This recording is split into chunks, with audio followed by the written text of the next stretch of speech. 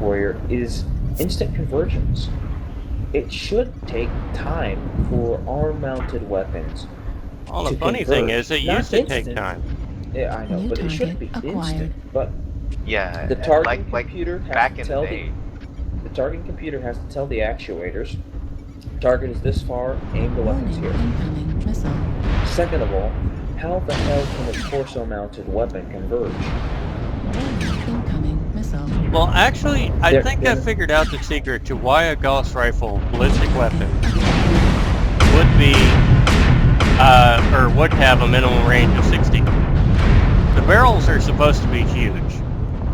And so obviously you can't adjust them left or right for convergence. And so if something's less than 60 meters, your chance of hitting them is probably slim to none. I just happened to think about that a while ago.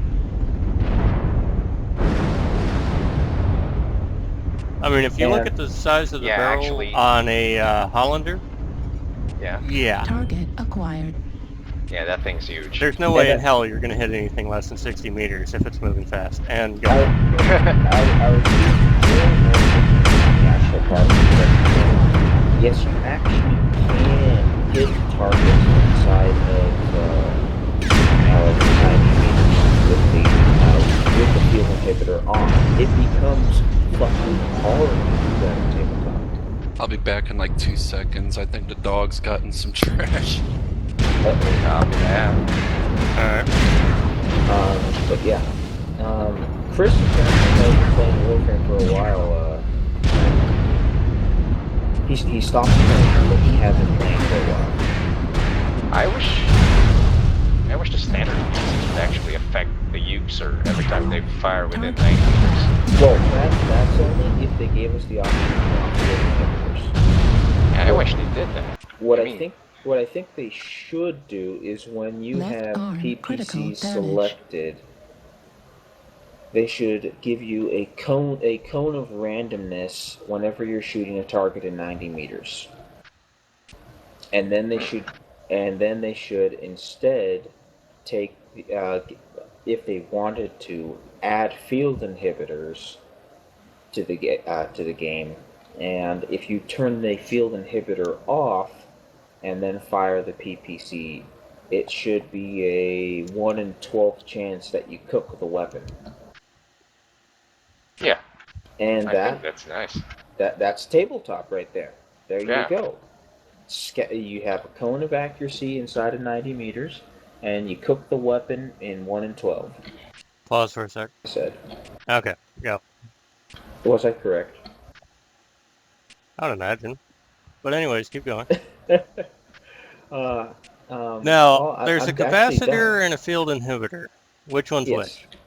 The field inhibitor is what prevents the EMI field.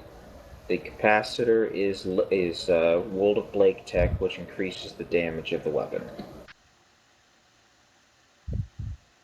Okay, we wouldn't have capacitors at this timeline, would we? We don't have to worry about capacitors. That's World of Blake Tech.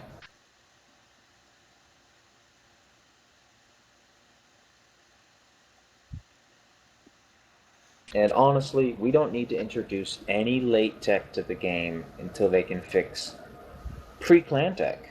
Let's just fix the inner sphere, because right now what we're playing is Star League tech. Yeah. We are essentially running around with the best that Star League had to offer. Yeah, which shouldn't be available to everyone, but, you know, because of the way the game is. But should be available. That's why I want repair and rearm back, but I only wanted to charge people who have the advanced tech. You know, the shit that's supposed to be rare and hard to get. Which is ERPPCs, double heat sinks, Artemis, Endo, and Pharaoh. Well, Pharaoh is not that hard to get, and it's reflected in how cheap it is. Oh, there was this Excelsior, which is a Tier 5 British heavy tank, and I'm in the AMX 40, and he was coming uphill, I was going downhill, there were a couple other allies in the area. He looked at me, He didn't even fire. He just turned his gun and started shooting the more appropriate targets. So I started shooting him. Nothing happened. So I came up to his side. He didn't react. He knew I was there. He didn't care. I started shooting his side. Nothing happened. I got right behind him. He hasn't moved yet. Started shooting his back. Nothing's happening. He just doesn't give a shit that I'm there. And he just keeps ignoring me until his buddy in the Hetzer comes around the corner and kills me. Oh, these tanks are horrible, Mr. White. Why are we playing them again? I actually killed him in mine. You killed the... How do you hit the... Did you shoot gold? Oh, I was shooting his side rear. But I shot the side rear. Point blank, the round went... I'm running high explosives. Okay, maybe I should have used some HE. Oh man, these AMX-40s are painful. Anyways, continue conniving. I'm sorry, it's just, it was really funny on my end, just plink, Well, plink. we know that some of the problems involve balancing. As you mentioned earlier, there was the Guardian ECM that does the job with 3 technologies: the Guardian ECM, the Angel ECM, and the Stealth Armor. Mm-hmm. Which means when we go to use Stealth Armor, we're going to have the exact same thing as ECM, just about. Oh, we won't get Stealth Armor because that's Blake Tech. Ah. Well, that's even worse. Stealth armor comes down much later, I think. Yeah, they're including technology that doesn't exist in 3050. Yeah. If you can't bounce 3025 tech, what's going to happen when they introduce clan tech? When you have Tolerance with no minimum range. Ferro armor with only 7 criticals. Endo steel with only 7 criticals. XL engines with only 8 criticals. And those XL engines could take... And then double heat sinks. And then double heat sinks that are only 2 And the current system sucks. Because, well, they don't suck. They're superior to no end, even at 1.4. Zero. Do you know how our current heat system works? Would you like the abridged version? Sure. The abridged version is you are familiar with how the heat threshold system in tabletop works, right? Mm-hmm. You hit 30 heat, there's no chance in hell you're staying awake, your mech shuts down. Yeah. In our version, our heat threshold starts at 30, and every heat sink we add adds to our heat threshold. Hang on. And? Go ahead. Okay, our current heat system seems to work like this. You start with 30 heat. That is the threshold of everyone's mech. And then you have however many heat sinks you have. We'll start with how it works with single heat sinks. You have single heat sinks. For every heat sink you have, that increases your threshold by 1. So, you have a mech with 20 single heat sinks. You have a heat threshold on that mech of 30 plus 20. You have a heat threshold of 50. You will not shut down until you generate 50 heat. And then, however long it takes you to generate 50 heat, subtract 20 heat sinks worth of dissipation. That's 2 heat dissipated every second against however much heat you're generating. So you hit 50 heat, you shut down. Double heat sinks. We'll use the same formula. We'll assume you have an engine that can hold 10 heat sinks, and you have 20 double heat sinks. Well, you now have a heat capacity of 30 plus 10 times 2, because the heat sinks in the engine are worth 2 threshold apiece. Yeah. And then you have the engines on the frame, which are 10 times 1.4, which is 14. So you have an additional 14 threshold. So 30 plus 20 is 50, plus 14 is 64. You have a heat threshold of 64 with 20 double heat sinks, which is 14 heat more you can carry than on the single heat sink system. Yeah.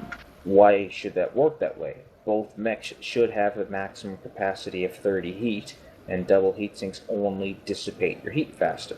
That's how it works. Yeah. Well, okay. Now you also get into the fact that single heat sinks dissipate at 1 heat per second per 10. Double heat sinks do not follow the heat threshold math. They are 1.4 heat sinked per heat sink instead of 2.0 in the engine and 1.4 on the frame, because, well, I don't know why they split it up, but that's what they've done. So for every 10 double heat sinks, you lose 1.4 heat per second. So on the 2 examples, you get a mech with 20 single heat sinks, you dissipate 2 heat per second. 20 double heat sinks, you dissipate 22.8 heat per second. I can't think right now. And I'm playing tank, so it's a little distracting. But, yeah, you lose 2.8 heat per second, which is not much faster than the single heat sink, but you can generate 14 more heat before you shut down. Yeah.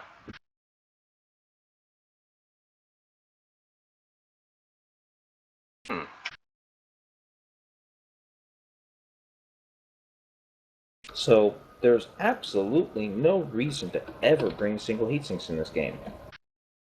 Exactly.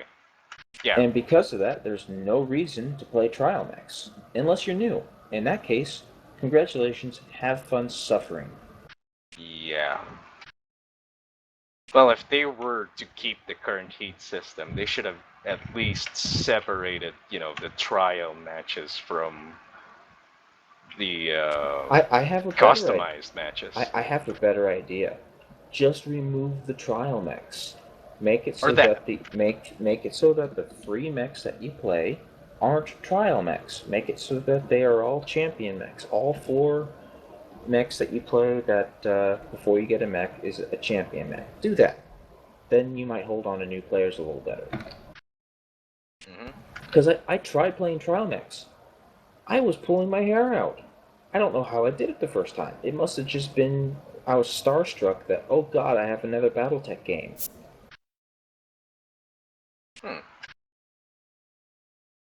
If I had to go back and do trial mechs all over again, I don't think I could.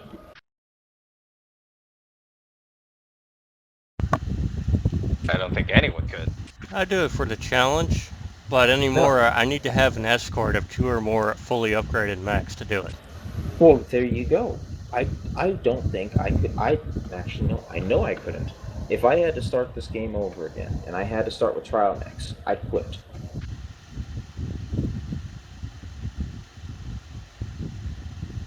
I would not play MechWarrior Online if I had to do it through trial mechs again. Even though they should be perfectly viable. Even though they should be perfectly viable. Because they have so few weapons on them, they should generate almost no heat. I mean, if you have 4 medium lasers, and you have 4 medium lasers, which a lot of the trial builds have, and you have 10 single heat sinks, which for some reason a lot of trial builds have, you should be able to fire those medium lasers for a while. Yeah, except they bumped up the heat on the lasers. Except they bumped the heat on the lasers to offset the high capacity. But then they lowered the high-powered weapons like the PPCs. Yeah. So that you can fire them more often. And it's like, why? I mean... And 1 second. Okay, what do you want me to keep discussing then? We were just at the disparity between double heat sinks and single heat sinks, and the fact that trial mechs suck.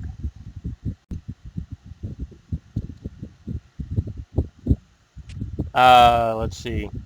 Well, thing is, if we put our capacity to a hard 30 with no increases, those trial mechs would actually be useful even if they are having a harder time than they are now, because everybody else would have an equally hard time.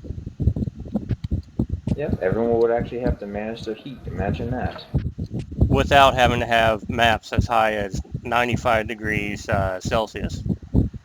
Oh no, that'd be even more fun. It'd be miserable. I But think that'd be more fun. chances are they would actually lower the heat on the high heat maps because it's no longer necessary to be so extreme. Actually, no, I think they should still be the extreme maps. They were in Well, tabletop. lower them by 10 degrees, just to help. No reason. Actually, I think To it's better avoid to keep it. exploding from firing your first alpha strike. Well, Of two small lasers. Here's one thing you can do. You don't necessarily have. I mean, there is no system that punishes you for going over your heat threshold, other than that you're shut down in tabletop. I don't mind the idea that they've added a system to punish players for going over 100% heat, but bring it Well, back up to everybody's done that in every MechWarrior game. Yes, they have, but don't. But how about bring us to the point where you don't really suffer catastrophic damage or any damage? Bring it back up to 120% when it starts. If you have a lower heat cap, people are going to be riding it more often, and people will go over it, and the percentage you go over will increase much faster than with our high heat threshold system, because the threshold's only 30. So make it make you take damage at 50% over your heat capacity. That'll be. Well, technically they tried that, and we still kept going over it with our high capacity. Well, we went over it with our high capacity. And so they finally brought it down to 100%. You start taking damage. Yes, but here we barely went over it with our high capacity, because 6 PPCs. What is that? 46 heat with our current system. Okay, 46 heat. Mechs with a 76 heat capacity. 150% of 76 is 130. Okay, so 40, 90 to 138. Barely go over 150% by the third alpha.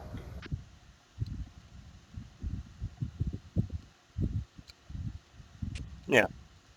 Barely get over 150%. It took me about 300% to self-destruct with the 5 PPC Hunchback when we can fire them twice as fast. So there you go.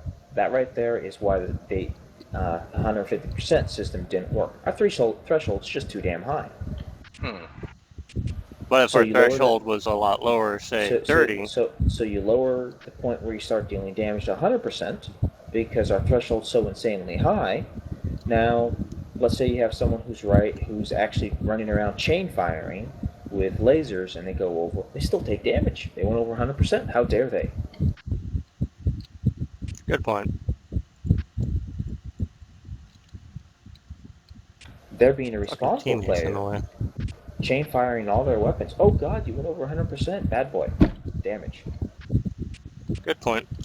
And they introduced it to punish the people who are alphaing way above 100%. Oh, now you punish the people who are chain firing above 100%. Okay. No reason to chain fire. I'm going to take damage anyways. And then you introduce this absurd linked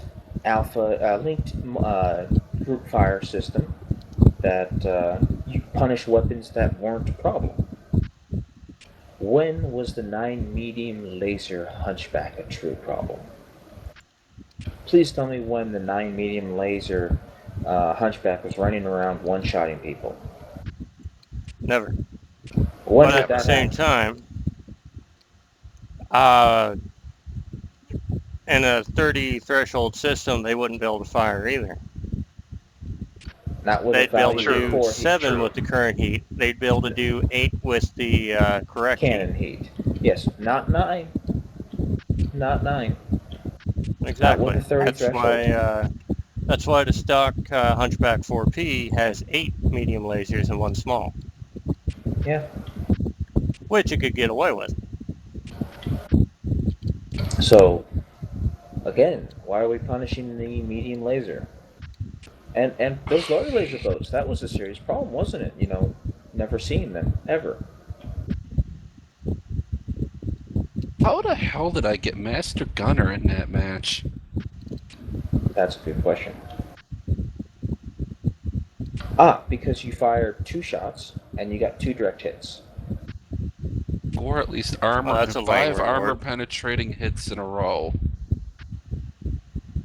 What? Shots fired, 2 shots. That's what I'm saying.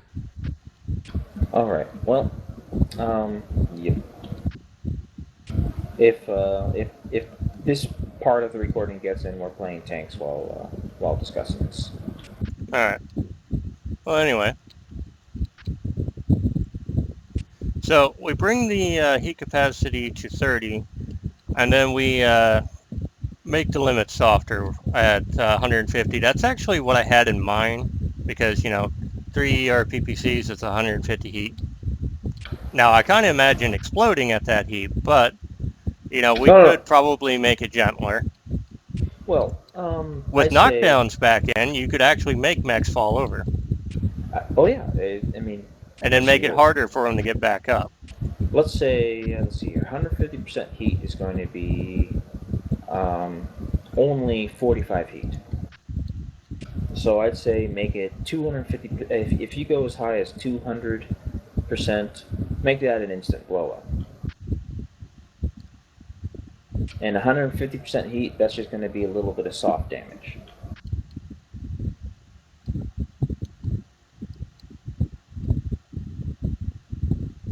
Yay, my shadow is teleporting and the lighting gets kind of screwed by the street light. Flicker light? Yeah, among other things. I mean, there's a lot of things I could forgive if they made the game balanced, or at least attempted to. Well, they're attempting to. They're just doing it in a really unorthodox system that increases the system or the server load. Well, all they do is propagate the problem. That too, because of the loopholes in it.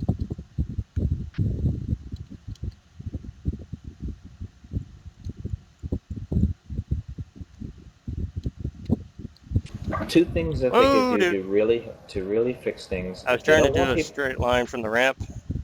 It doesn't work because it goes straight into the lava. That's gonna hurt. I mean,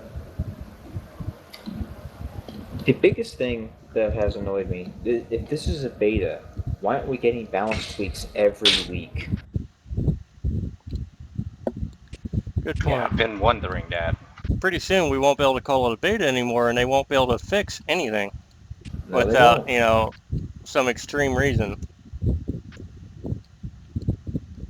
I mean, the point of a beta is to balance tweak everything before you launch. Yeah. And Especially a beta running this long. And they only seem to patch twice a month, and they're not patching in fixes. They're not changing the way anything works. Yep, and it gets frustrating, and I really, really want to have another Mech Warrior game. I mean, it's been 10 years since we have one. I mean, I bought into the Founders package. I even got the Overlord Phoenix package. Ah, there it is, finally. Until I realized how, well, it's too late to get a refund now, but I realized how completely unreceptive they are to just getting things fixed. Something a little closer to the canon, something that isn't so imbalanced that a stock build is completely useless. Yeah. I mean, there's a lot of things I would change if I was designing this.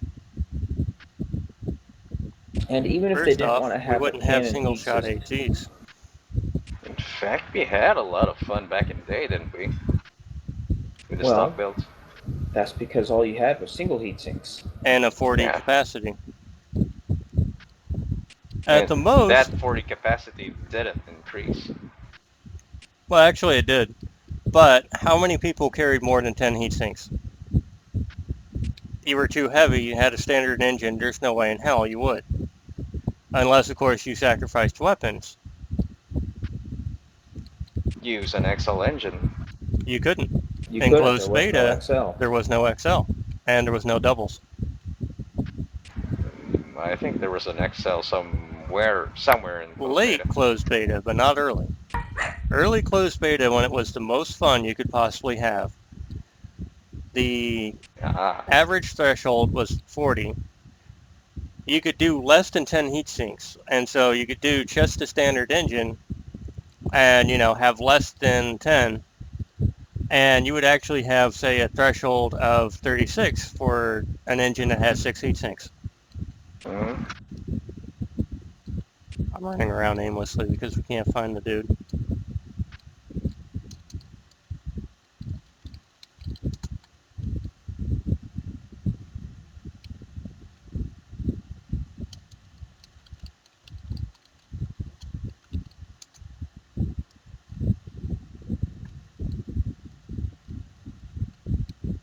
Anyway,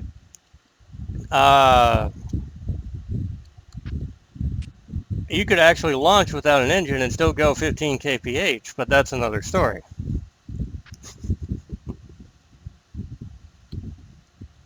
Let's see. PPCs did 0 damage at 89 meters, and yet they seem to be awesome at longer ranges, obviously. But there was no field inhibitor to turn on, so you had a problem with that, and they just bandaged it by giving you a linear system that increases as they get farther away.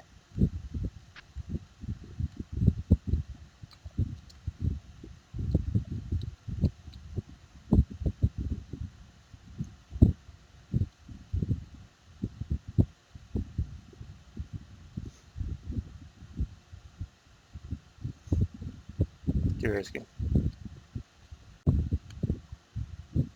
Anyway, you could actually kill somebody with flamers. back in the day, yes. Yeah, like literally, you would get them to overheat and explode because like 101% you instantly died. Really? Yep. It was like that all the way up to the cataphracts because I had a cataphract 4X. I could fire for 6 seconds, kill an Atlas. I could fire up to 7 seconds. If I fired for 8 seconds, I self-destructed. This was 2 Ultra AC5s and 2 AC2s with 10 doubles. And you couldn't fit a full-size engine either. So I actually had lower capacity than somebody with regular 10 doubles in the engine.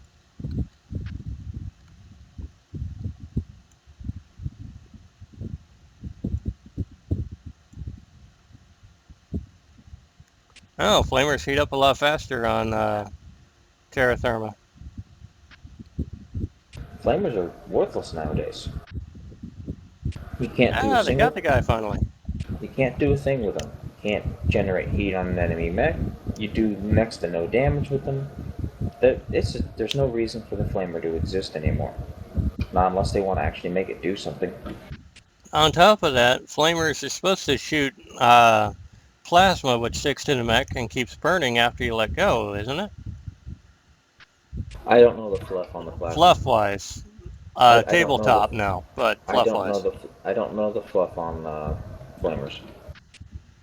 Well, it's supposed to be kind of like actual flamethrowers, where it shoots a flaming goo that gets stuck and Napalm. it just keeps burning. Napalm, yeah. Except it's supposed to be plasma. Anyways, hang on. Oh, that's a tier 7. Okay, well, back on MechWarrior. The thing is, when you switch to a 30 capacity, ballistics are going to get even more popular. Yep. And the problem is they're all direct fire, single shot ballistics. Yep. Now, some of the thoughts I've had, the first one is the addition of recoil, but first and foremost, the convergence issue, or pinpoint damage issue, not convergence. Convergence is a problem, but it's really pinpoint damage that hurts everything. Well, here's the thing. When you walk in a mech, you notice the mech bounces, but your screen does not. That is correct. Well, if your screen bounced, even if only slightly, to simulate your head movement, and those crosshairs bounced with it, or at least, at the very least, bounced with the mech. Because if you watch the mechs from the outside, their arms are bouncing, their body is bouncing. There's no way in hell they can do pinpoint damage. Yeah, that's true. And so if your crosshair simply bounced as you moved, especially if you moved really fast, you wouldn't have the issue at all. I still hate it. Instant convergence or not. I still hate it, but one of the things they could that they could really do to improve the game is cone of accuracy.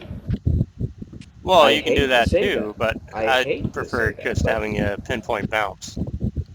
Well, yes, but cone of accuracy would make it so that you can't do pinpoint damage. And I hate saying that, but that is one of the things they can do to help with a translation to real time. That too. But actually, both of those ideas really accomplish the same thing. Because you actually would have a cone of bounce, which would give you a cone of accuracy. And that cone would basically disappear when you're standing still. Mm-hmm. And when you're standing still, you're at risk of getting your head blown off. Like this one stalker I saw when playing as a AC-20 Raven, I just happened to see him at 300 meters, and he's standing still trying to line up LRMs. And so I shoot this fucker just towards the top of his torso, and I get a headshot. I'm like, whoa, wait a minute. And I tried it again, this time actually trying for the head, and headshotted the guy. Did he call you a hacker? No, and it actually took me 3 shots, but still. Which means he probably had his head armor lowered too, which is even dumber.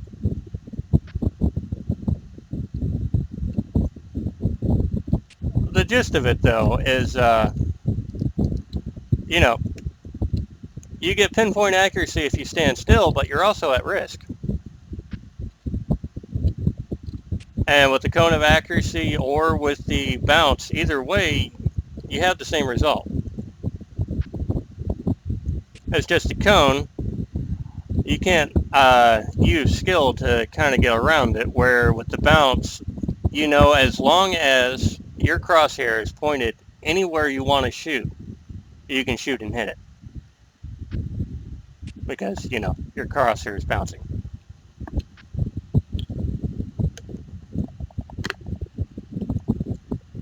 Although, truth be told, I use the same thing to get around jump jets. There's one counter argument I have for you.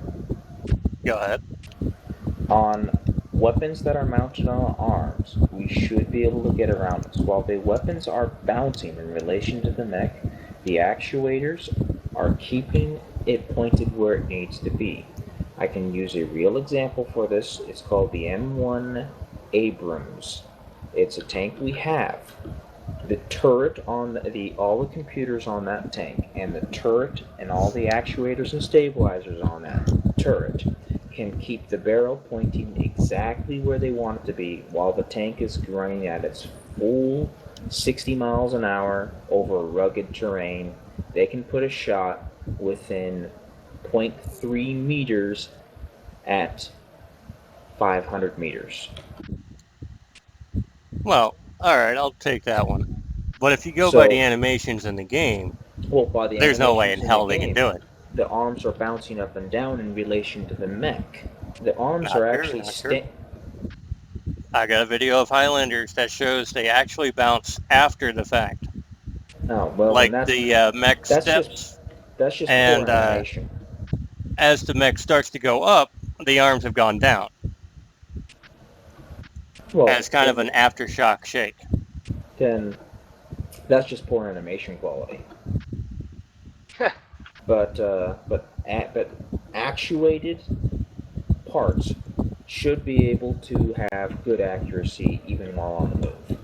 Now, the torso-mounted parts, unless they actually come out and say, yeah, all the weapons mounted on the torso are actually on a small turret, which has a little bit of articulation, then no, sorry.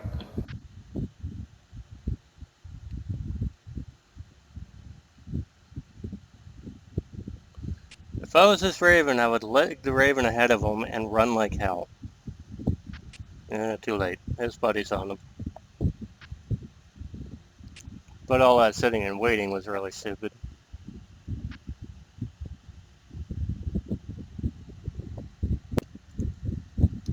Anyways, back to ballistics, as I was talking about earlier. I would do variants very early on because they would need to be balanced before they actually get into the main game and before launch. Only a couple at first, but different types of AC-20 that work different ways, for example. But I wouldn't do a single shot AC-20 right off the bat. Instead, I'd have that wait until a king crab comes out, which since it's never going to come out, it would never get put in. Why wouldn't it come out?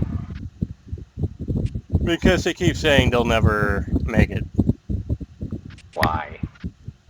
I have no idea why. It's never been in the game before. They probably have no idea how to even try.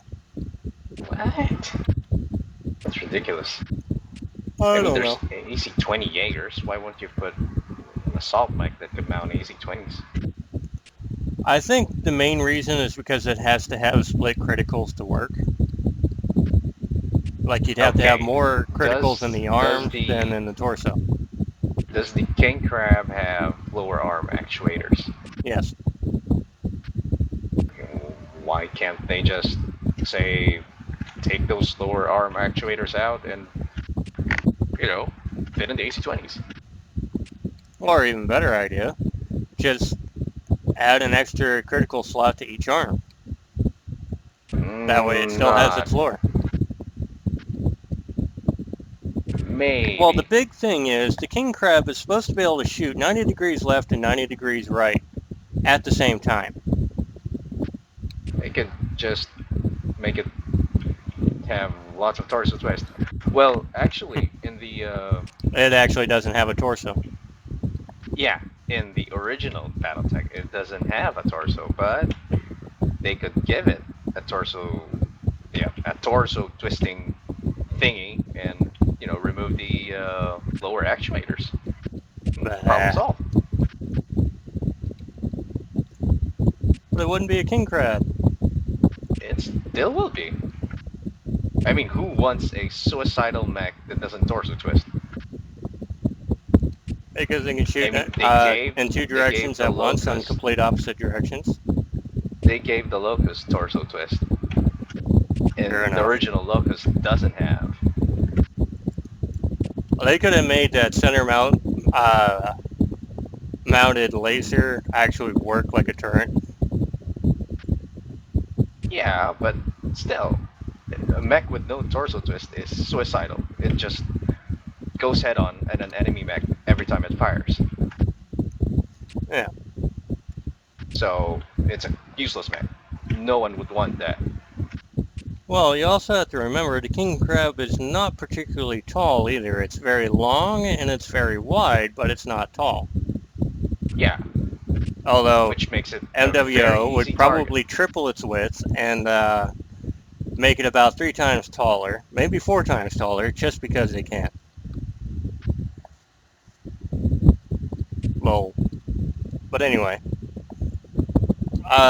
mechs of that particular shape are the only ones that are supposed to be able to use single-shot AC-20s. Yeah, because its Cauldronborn's center another of good gravity example. is low. It uses reverse joint legs, which could absorb, the recoil properly. Very, very long reverse joint legs, no less. Yeah.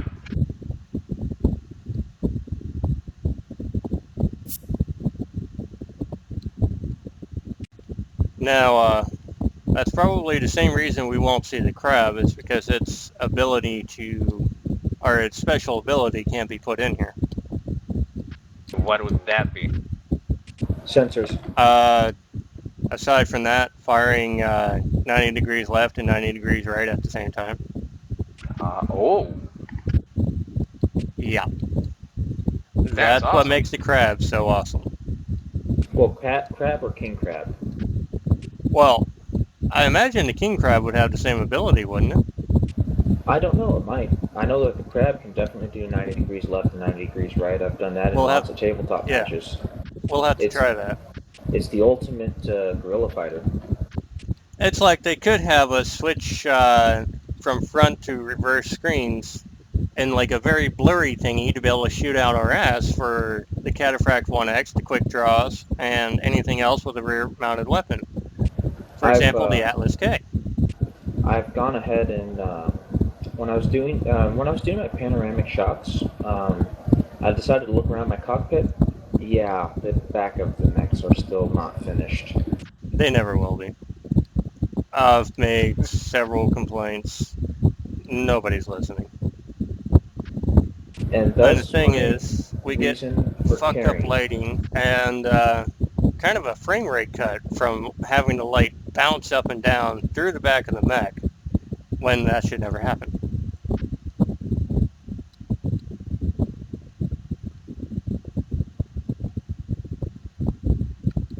I don't know why I'm chasing a spider. These are the things that happens when you have no sound and you're not paying attention to what you're doing. I'm chasing a spider and an Atlas at 60.6 kph. Mission done. Yay.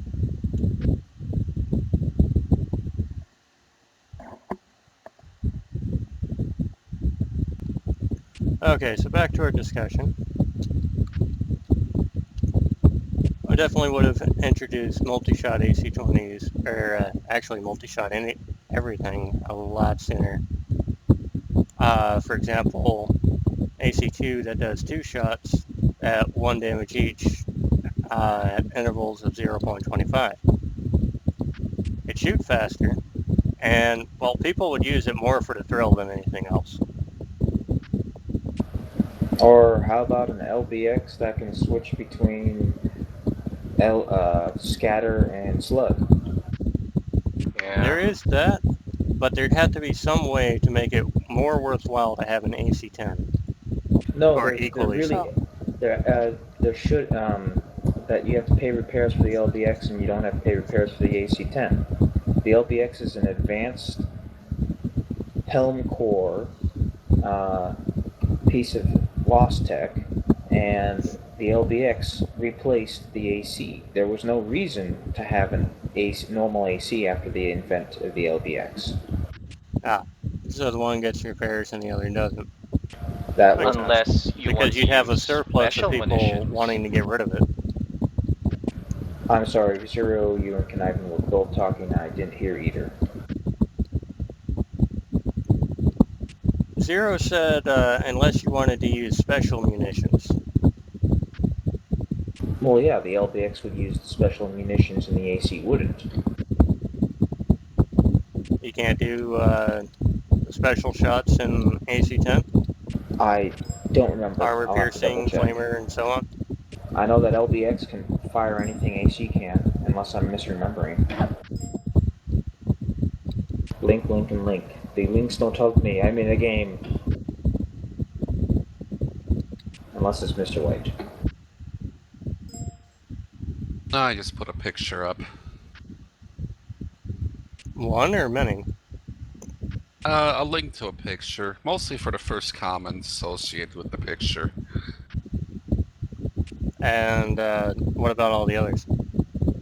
I didn't put anything else up. How many messages were there? I'm going into I'm gonna take a guess at Zero saying that It his was Zero. I mic just headset. tapped out. His mic is out. Yeah. Anyways, I'm going towards the city.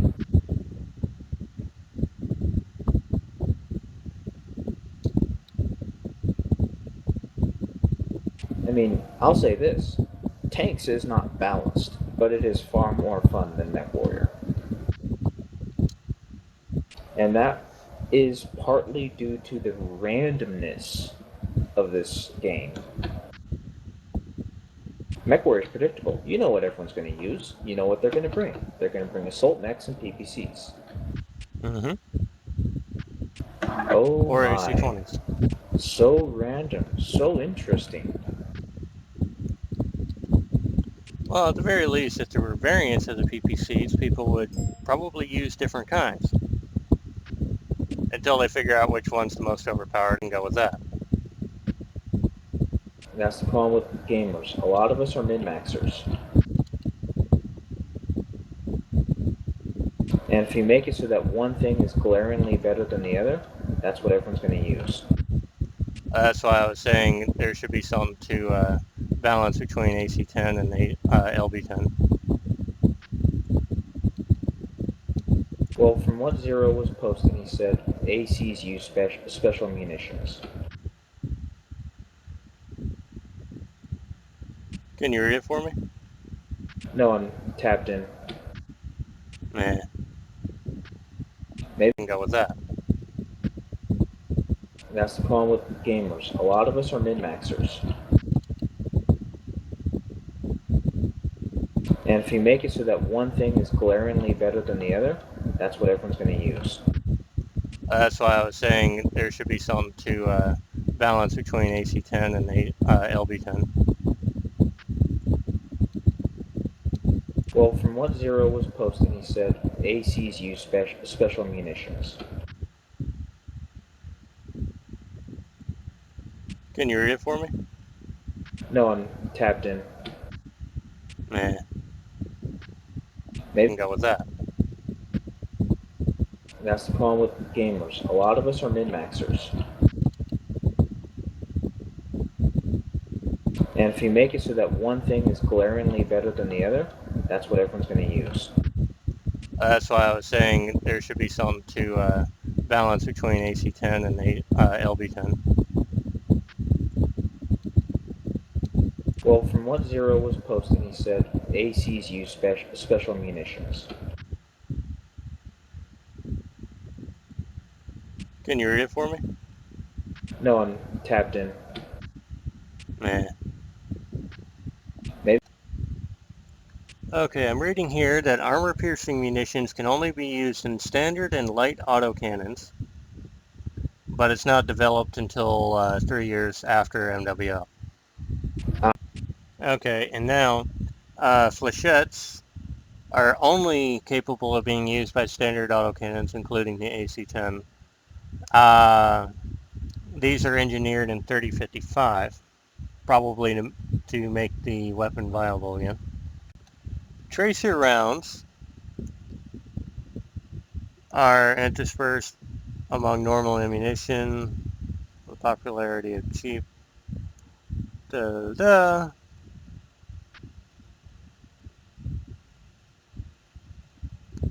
This is for rapid-fire machine gun autocannons. These are the autocannons that don't stop firing.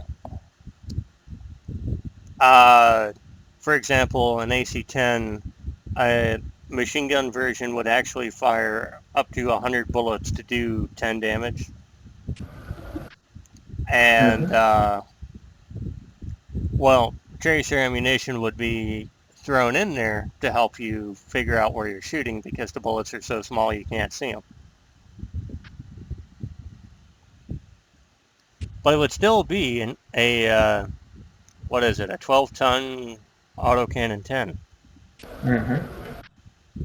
That tech's also ancient. It's 2300. Precision ammo is used in standard autocannons and letters. They don't debut into 3062, and apparently they're a lot more accurate. So really, autocannons should have a cone of fire or at least recoil. They definitely should. A Mech 2 or Mercenaries? MechWarrior 2, yes. Mercenaries 2. All their autocannons fired the number of bullets as the number of the autocannon. For example, an autocannon 20 fired 20 bullets. Mm-hmm.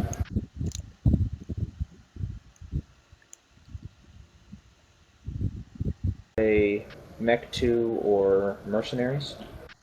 MechWarrior 2, yes. Mercenaries 2.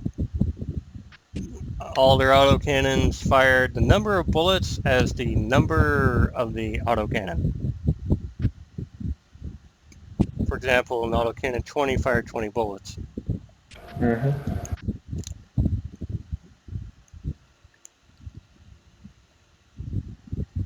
So, technically, Mercenaries won. Well, I don't know the other one. Anyways, next Because there was a weapon. Mercenaries 2. This one should be available now. The flak autocannon rounds are apparently invented in 2310. And basically, they are used in anti-aircraft units Yeah, such as riflemen, partisan tank, and Jaeger. Yeah, they were anti-aerospace.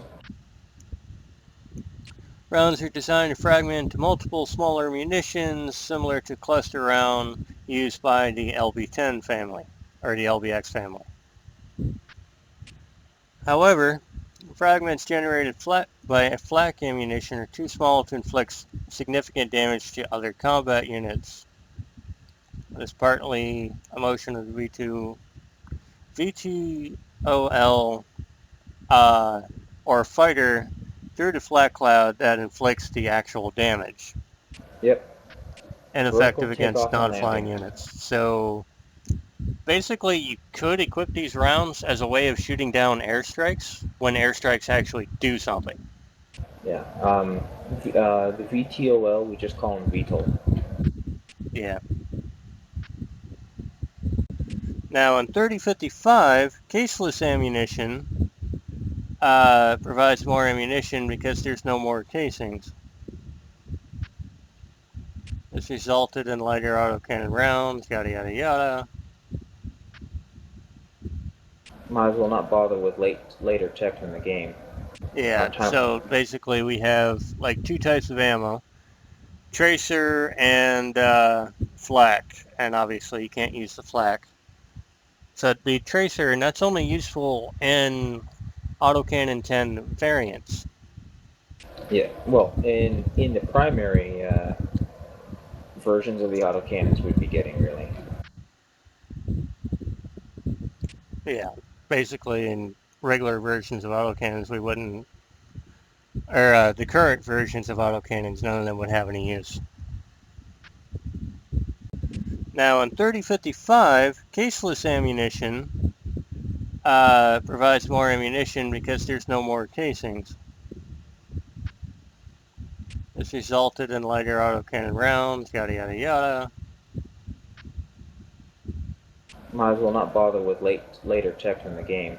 Yeah, so basically we have like two types of ammo. Tracer and flak, and obviously you can't use the flak.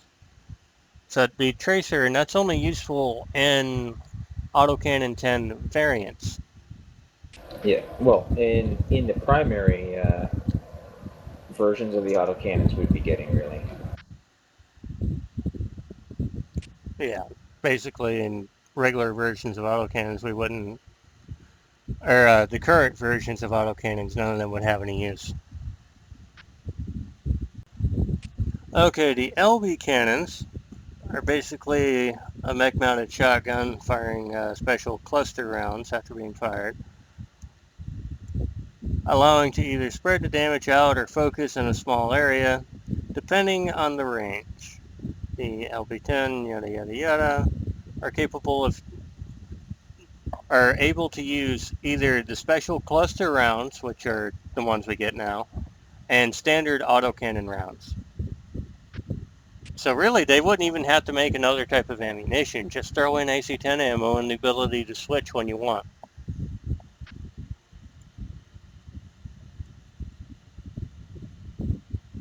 It apparently has no special types of ammo. Just the regular shotgun rounds and the regular autocannons. Okay, the LB cannons are basically a mech-mounted shotgun firing special cluster rounds after being fired, allowing to either spread the damage out or focus in a small area, depending on the range. The LB-10, yada yada yada, are able to use either the special cluster rounds, which are the ones we get now, and standard autocannon rounds. So really, they wouldn't even have to make another type of ammunition. Just throw in AC-10 ammo and the ability to switch when you want.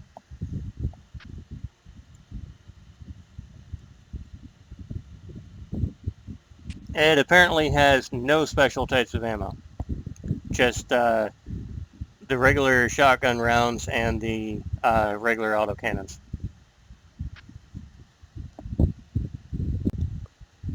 Given that it doesn't become available to the Ionosphere until 3035, actually it says here the LB-10 is supposed to generate quite a bit of heat. Hang on a sec. Oh, never mind. It's still less than a regular autocannon. 10. But yeah, apparently it's later. It's available later. Yeah, it should fall under the repair and rearm idea that I had. Yeah, LBX. Well, yeah. Just to repair anyway. Yeah. If you have No, more than 4 tons of ammo, then rearm too. At least based on the idea I had.